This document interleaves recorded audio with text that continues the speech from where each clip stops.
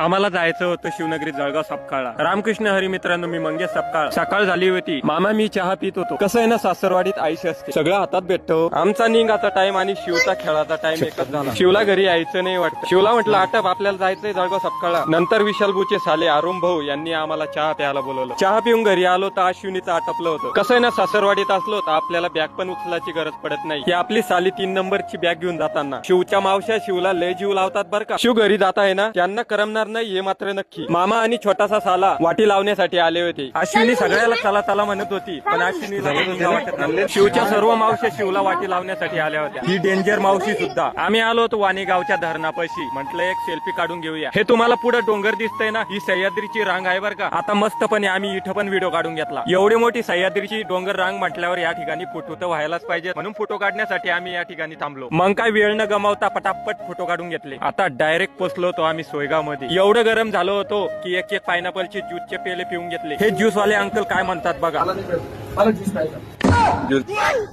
सकाळीच निघालो होतो म्हणून थोडाफार नाश्ता करून घेतला। आता आम्ही डायरेक्ट पोहोचलो होतो शिवण्याजवळ। या ठिकाणी रसाचा एक एक प्याला पिऊन घेऊ म्हटलं। एवढं भारी निसर्गमय वातावरण, चक्कूच्या बागामध्ये रसवण, वरून झाडाला चक्कू येल एवढं भारी वाटत होतं। शिव तर कुद्याच मारत होता। शिवला या ठिकाणी लय आवडलं म्हणून नाचायला लागला।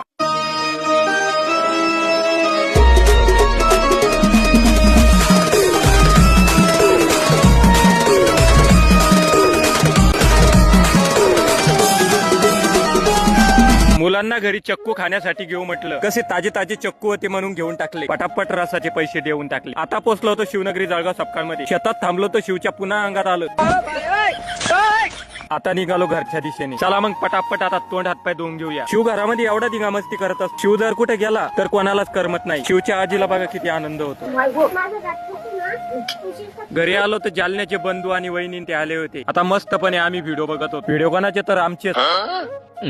संध्याकाळची वेळ। शिव पोहोचला होता डायरेक्ट प्रशांत काकाच्या मेडिकल मध्ये। पटापट महाराजांना मुजरा करून घेतला। मी जर व्हिडिओ काढत असलो हे ऑटोमॅटिक तिथे हजर असतात। इजुबू अशी बाटली का करताय तेच कळेना। आपण व्हिडिओ बनवत असलो तर मुलं बघा कसे करत असतात। यांनी कोणता डायलॉग म्हटला तेच मला कळालं नाही। एकीकडे कृष्ण भाजी काढत होता, दुसऱ्या बाजूला फॉलोअर्स म्हणे व्हिडिओ काढा। आता मस्तपणे आम्ही जेवायला बसलो होतो। आता हे असं काय करताय। किशुभाऊ यांच्या मुलीचा विवाह होता। आधी वाढून दिलं, त्याच्यानंतर जेवायला बसलो। आमच्या मोठ्या बंधूंच्या मस्तपणे गप्पा चालू होत्या। मग तुम्हाला व्हिडिओ कसा वाटला? व्हिडिओ आवडला तर व्हिडिओला लाईक, फॉलो। रामकृष्ण हरी। जाताना हे भाऊ काय म्हणता बघा।